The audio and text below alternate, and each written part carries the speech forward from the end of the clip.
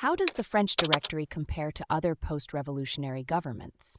If you're curious about how the French Directory stacked up against other governments that formed after revolutions, you're in the right place. Let's take a closer look at the French Directory and how it compares to some of its counterparts. The French Directory, which governed France from 1795 to 1799, was a unique entity.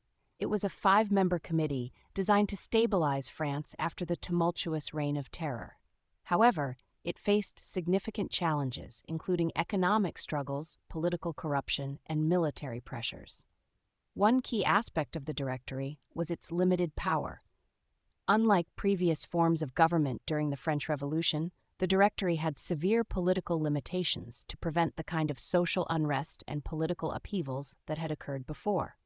This meant it had less ability to enforce its policies and was more focused on maintaining power rather than implementing social or economic reforms. Now, let's compare this to other post-revolutionary governments. After the fall of Napoleon, several European countries underwent restorations that share some similarities with the French Directory. For instance, in Spain, the post-Napoleonic restoration led to the establishment of a constitutional monarchy under King Ferdinand II. This government also faced the challenge of balancing old and new institutions, much like the French Directory. The Spanish government had to navigate between the old historical provinces and the new, centralized system introduced by the French. In contrast to the French Directory, the post-Napoleonic restorations in countries like Spain and Italy saw a more significant role for exiled monarchs and aristocrats.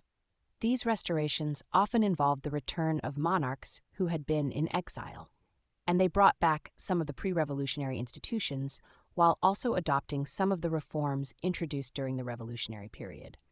For example, in Spain, the new government abolished feudal rights and the Inquisition, but maintained a centralized administrative system similar to the one established by Napoleon.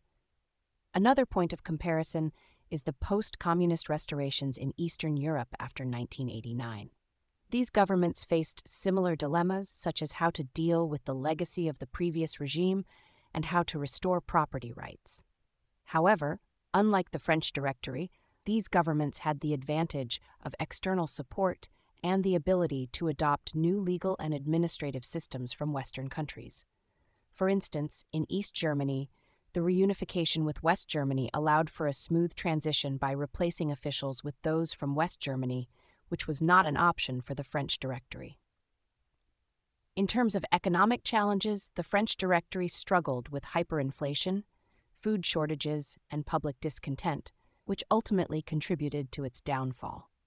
In contrast, some post-communist restorations, like those in the Baltic states, had to deal with the complexities of restoring property rights and navigating the transition from a socialist to a capitalist economy.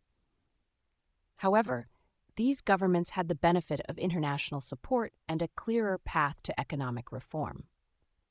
Overall, while the French Directory shared some common challenges with other post-revolutionary governments, such as balancing old and new institutions and dealing with economic and social unrest, it was unique in its limited power and focus on maintaining political stability rather than implementing significant reforms.